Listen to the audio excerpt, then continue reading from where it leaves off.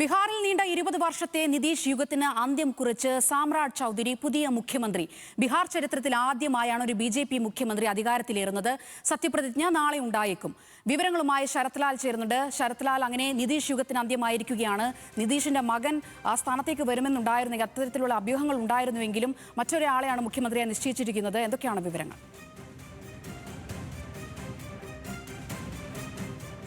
നിതീഷ് കുമാർ ബീഹാർ ചരിത്രത്തിലെ അല്ലെങ്കിൽ ബീഹാറിൽ നിന്ന് മുഖ്യമന്ത്രി സ്ഥാനത്തുനിന്ന് പടിയിറങ്ങുന്ന ഒരു ചരിത്രം തന്നെയായി മാറ്റിക്കൊണ്ടതാണ്. കാരണം ബീഹാറിൽ എല്ലാ തരത്തിലുള്ള ലോക്സഭാ അംഗമായിരുന്നു നിതീഷ് കുമാർ, MLC ആയിരുന്നു, MLA ആയിരുന്നു.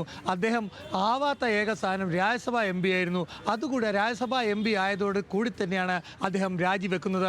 അതേസമയം മറ്റൊരു രാഷ്ട്രീയമുണ്ട്. BJP ബീഹാറിൽ മുഖ്യമന്ത്രി സ്ഥാനത്ത് എത്തുന്നു എന്നാണ്. കാരണം ദീർഘം 1964 മുതൽ BJPയുടെ ഏറ്റവും വലിയൊരു ആഗ്രഹമായിരുന്നു, സംഘപരിവാർ പ്രസ്ഥാനങ്ങളുടെ ഏറ്റവും വലിയ ആഗ്രഹമായിരുന്നു ബീഹാറിൽ ഭരണത്തിലേറുക എന്നത്. നിതീഷ് കുമാറിൻ്റെ ചുമലിലെത്തി ഭരണത്തിലെത്തിയ BJP ഇപ്പോൾ നിതീഷ് കുമാറിനെ മാറ്റിക്കൊണ്ട് തന്നെ അദ്ദേഹത്തിൻ്റെ സമ്മതത്തോടു കൂടി തന്നെ ബീഹാറിൽ മുഖ്യമന്ത്രിയാകുന്നു എന്നതാണ്. നിതീഷ് കുമാറിൻ്റെ മകനെ രാഷ്ട്രീയത്തിലേക്ക് കൊണ്ടുവന്നെങ്കിലും നിഷാദ് കുമാർ ഉടനെ മന്ത്രിസഭയിലേക്കില്ല എന്ന നിലപാടാണ് JDU വ്യക്തമാക്കിയിരിക്കുന്നത്. അതിനു പകരം 2 ഉപമുഖ്യമന്ത്രിമാർ JDUവിൽ നിന്നുണ്ടാവും. BJP മുഖ്യമന്ത്രിയോടൊപ്പം 2 JDU ഉപമുഖ്യമന്ത്രിമാരും നാളെ സത്യപ്രതിജ്ഞ ചെയ്ത ചുമതലയേക്കും. BJPയെ സംബന്ധിച്ചോളം ആഭ്യന്തരവും അതേപോലെ മുഖ്യമന്ത്രി സ്ഥാനവും BJP തന്നെ കൈവശം വെക്കുമെന്ന് തന്നെയാണ് BJP വൃത്തങ്ങൾ നേരത്തെ തന്നെ വ്യക്തമാക്കിയത്.